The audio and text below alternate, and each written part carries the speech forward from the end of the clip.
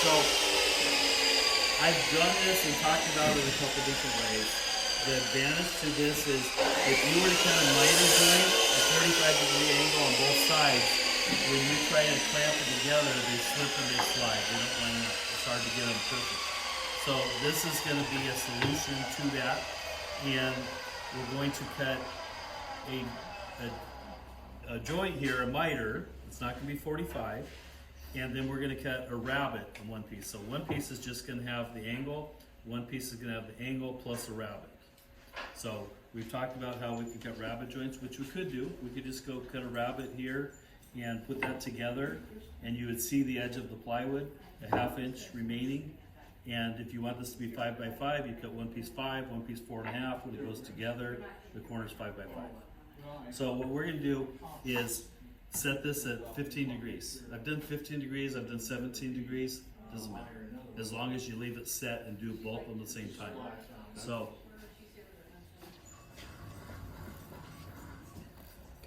now I want to raise the blade, the height of the material we're cutting. So this is the material, right? This is the material. I'm going to set this on here, and you can see there's a gap there. So I'm going to lower this blade till I get that height of the material, the blade the same height as that.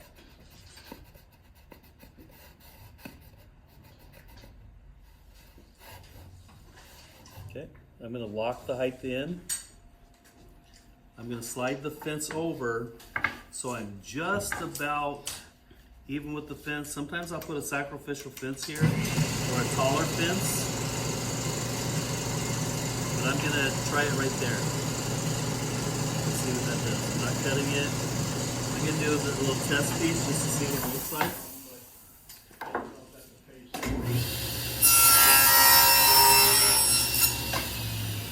So I sometimes like to leave this flat area here so that I don't have that sharp miter that will splinter or get knocked off.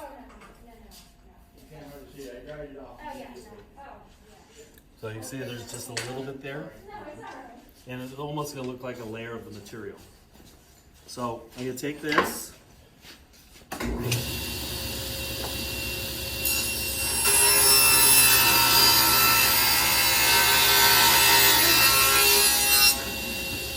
And run 4 pieces like that with that 15 degree, the height of your blade.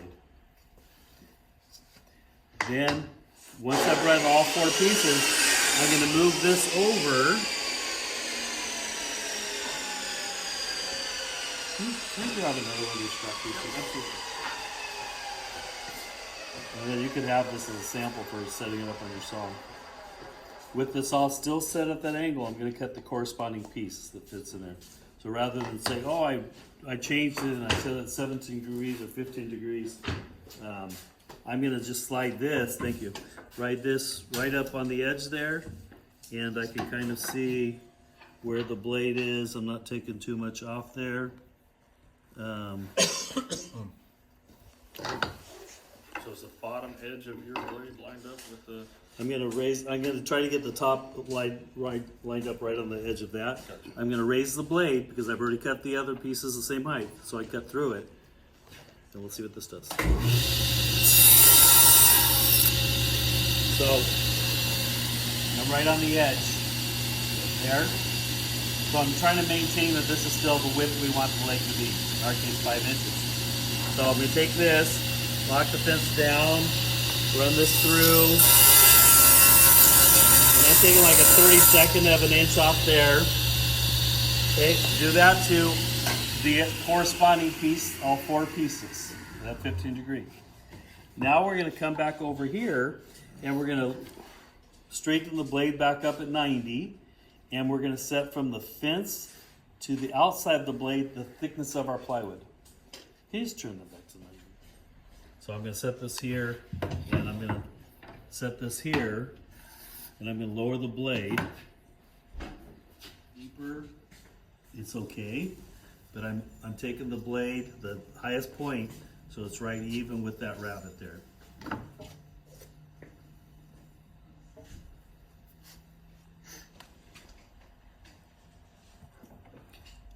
and I'm trying to get it so I'm just there. If I bring the blade a little bit lower, sometimes they end up with a little lip there. They gotta chisel out. So I'm trying to avoid having to do that handwork. Now when I set this fence, I'm gonna set it for the thickness of the material. I'm gonna set that here, so the thickness from the fence to the outside of the blade, in this case the left of the blade, is the thickness of your material. 3/4, so you can see my fingernails catching that edge. Lock that in.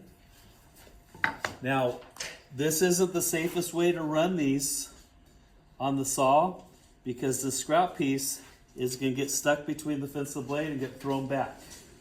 So what I like about this push stick here, it reaches over the blade and will safely push that piece out so that it doesn't get thrown back. So if you're doing this at home, that piece, this isn't the way we cut a rabbet because you don't want that. But with this push stick, I can safely do it. Okay.